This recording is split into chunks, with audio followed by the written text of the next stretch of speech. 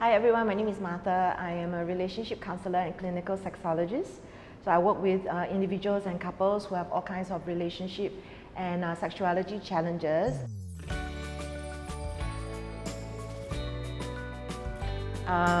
Sex is definitely not a means and an end, even though it seems to be that way. Culturally, I think you go for the stages of sexuality, from the kissing to the petting to the penetration. It feels like there's a progression, and it feels like you need to work hard in order to get things to move along and happen for you. When in reality, it shouldn't be something that we are just so goal-oriented towards as a society. Yes, it's very common that people's sex drive can change.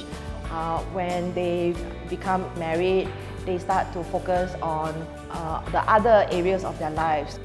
And yet, just because our bodies can be changing because of hormones, because of aging, it doesn't mean that you cannot be sexual until the day you die. You may need to have a longer foreplay, you may require sexual devices to help you, or even medication, but it doesn't mean that you cannot be sexual. I think there's this misconception that as people get older, it's disgusting to talk about it. Actually, there's no age limit.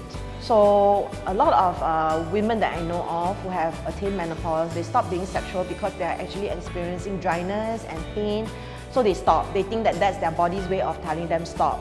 But instead of shutting down, they actually can work through it, whether it's using lubricant or sex toys.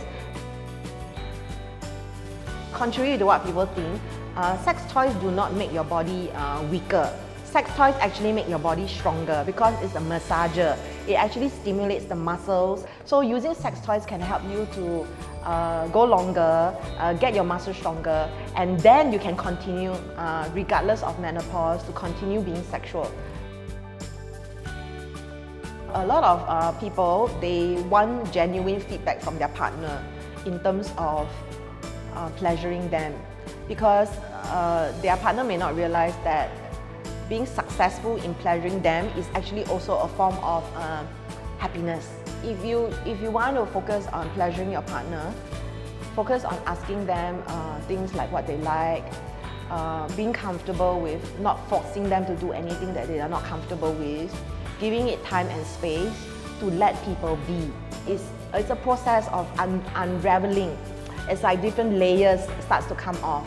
And then from there, also understand that it's a process of trust. Just because you want to go somewhere doesn't mean that they are ready.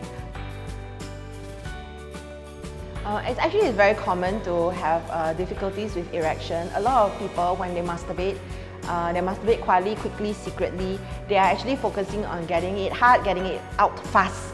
So they are not really thinking of endurance or stamina. So when they come to wanting to be sexual with a partner, they may have difficulties with getting and sustaining that erection. So it could be linked to the way that they are masturbating.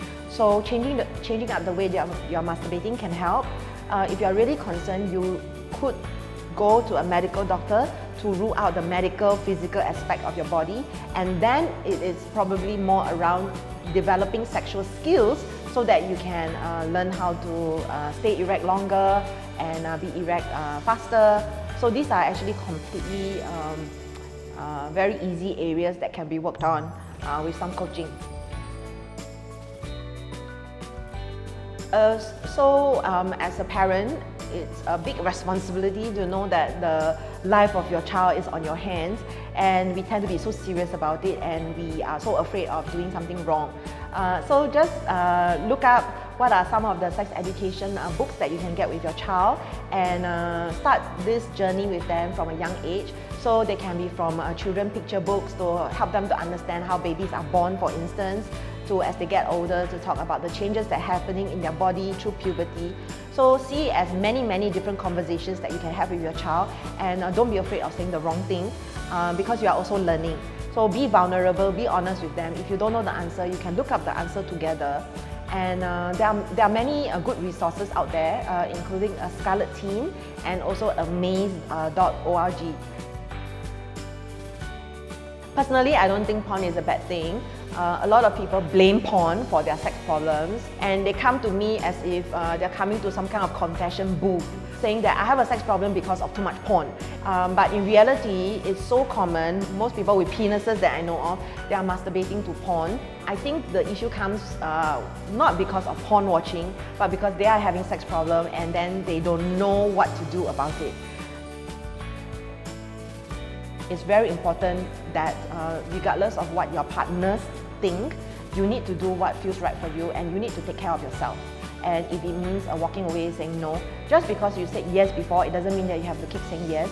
And just because you said yes to other people, it doesn't mean you have to say yes to everybody. So be very mindful that end of the day, you are left with yourself. You literally, in the darkness of the night, you are by yourself. You have to become comfortable with who you are and the decisions that you have made. Even though you have had a bad experience, look at letting go of the self-judgment and the self-hate or self-loathe or even the blame of the other person. Work towards healing yourself, letting that go. And even if you have made a decision that you are not proud of, you're not happy with, you think you have made a wrong decision, don't be so hard on yourself, because we all learn through experiences, and that's called growing up. A lot of us are so hard on ourselves, I think especially because of the way we were brought up, don't make mistakes, that we become very hard on ourselves, including the sexual learning that sometimes we have to learn by making the so-called mistakes.